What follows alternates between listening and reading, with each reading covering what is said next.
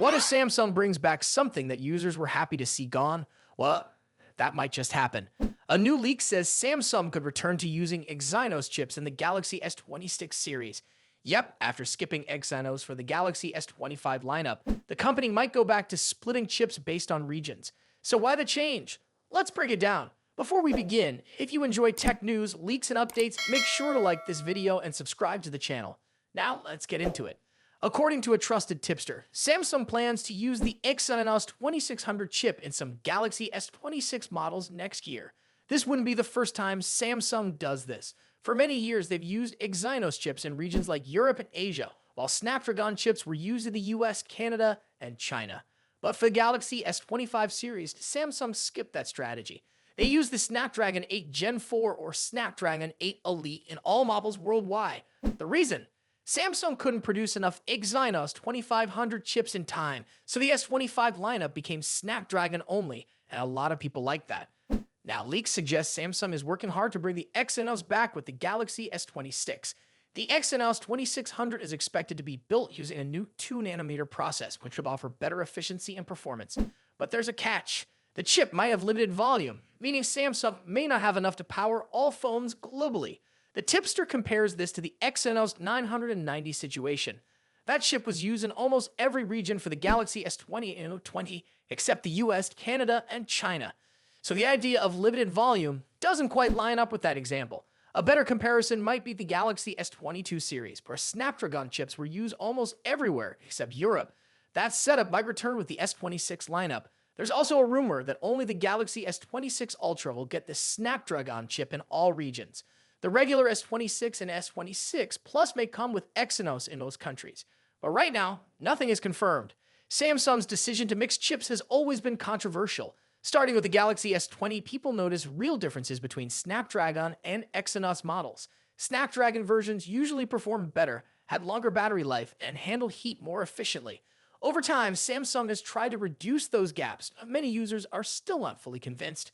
Can the new Exynos 2600 match the next-gen Snapdragon 8 Gen 4 successor? That's a big question. Until benchmarks appear, we won't really know.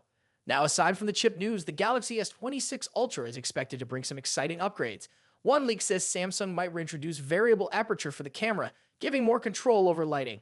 There's also talk of a larger 5500 mAh battery, which would be a major jump. With many brands switching to silicon carbon batteries, Samsung could be moving in the same direction. Still, it's early. The Galaxy S26 lineup is expected to launch in early 2026, possibly in January or February. And as we all know, leaks and plans can change before the official reveal. The Galaxy S25 Edge's incredibly thin design has caught everyone's attention, especially when placed next to the Galaxy S25 Ultra. A recently published video on the YouTube channel Diosinja Thisayanza has given us a closer look at just how slim this device really is. While Samsung officially revealed the Galaxy S25 Edge earlier this year, no one has been allowed to handle the device yet. However, the video creator managed to get their hands on a dummy unit that looks identical to the final version. One of the most striking details about the Galaxy S25 Edge is its ultra-thin profile, measuring just 5.84 millimeters. When compared side by side with the Galaxy S25 Ultra, which has a thickness of 8.2 millimeters, the difference is shocking. Samsung has always been known for pushing the boundaries of smartphone design, but this level of thinness is something that hasn't been seen in mainstream flagship phones for a long time. Seeing these two devices next to each other really emphasizes just how much slimmer the Galaxy S25 Edge is, making it one of the thinnest smartphones ever produced. Despite its official reveal, Samsung has been keeping the Galaxy S25 Edge in a look but don't touch phase. No one outside the company has been allowed to physically interact with it yet, which has only increased anticipation. The big question now is when Samsung will finally let people experience the device firsthand.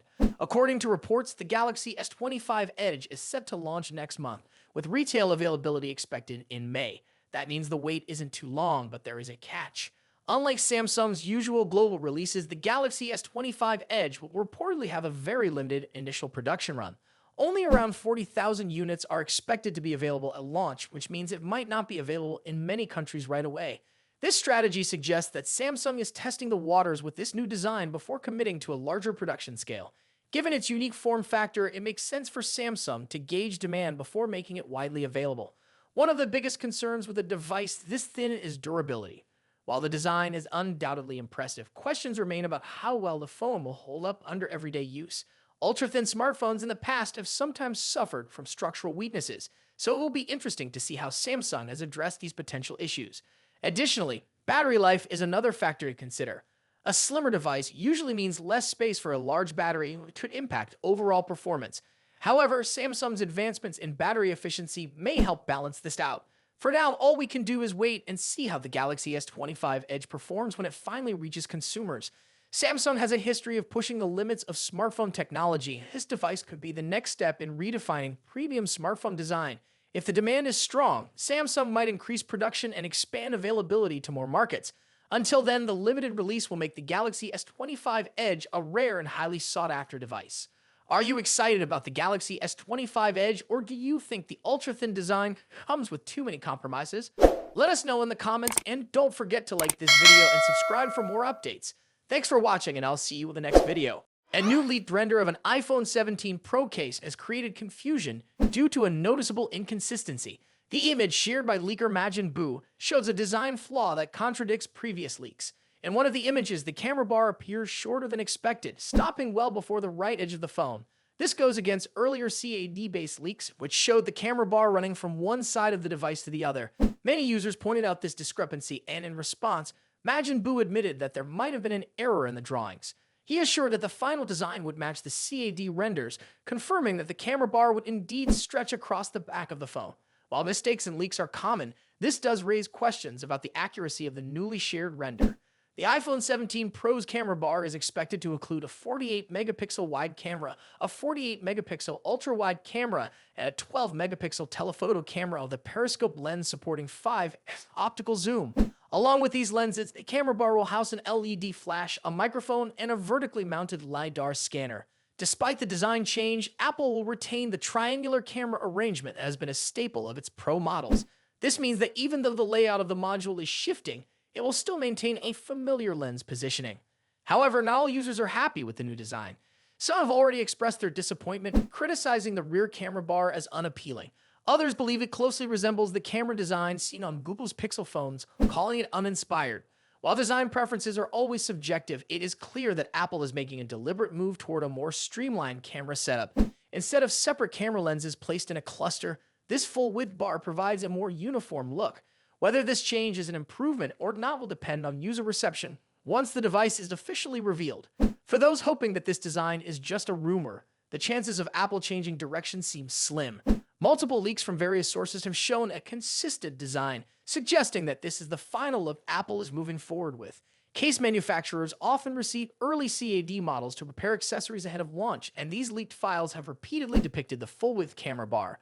While some minor adjustments could be made before the official announcement, the overall design appears to be set in place. The iPhone 17 series is still months away from its expected September launch, and leaks this early can sometimes be inaccurate. However, Apple's past design leaks have proven to be reliable, especially when backed by CAD-based renders. While the official unveiling will confirm the final details, current evidence suggests that Apple is committed to this new look. As with all major design changes, opinions will likely be divided. Some users may embrace the sleek, full-width camera bar, while others may miss the traditional lens arrangement seen in past iPhones. If Apple does proceed with this design, it will be interesting to see whether users eventually grow to appreciate it. Many iPhone redesigns in the past were initially met with skepticism but later became widely accepted. The same could happen with the iPhone 17 Pro's new camera bar. Regardless of the initial reaction, Apple's design choices tend to influence the smartphone industry, and competitors may follow suit if this layout proves successful. What are your thoughts on this design? Do you think Apple's decision to switch to a full-width camera bar is a step in the right direction, or would you prefer the traditional camera setup? Let us know in the comments, and don't forget to like this video and subscribe for more updates. Thanks for watching, and I'll see you in the next video.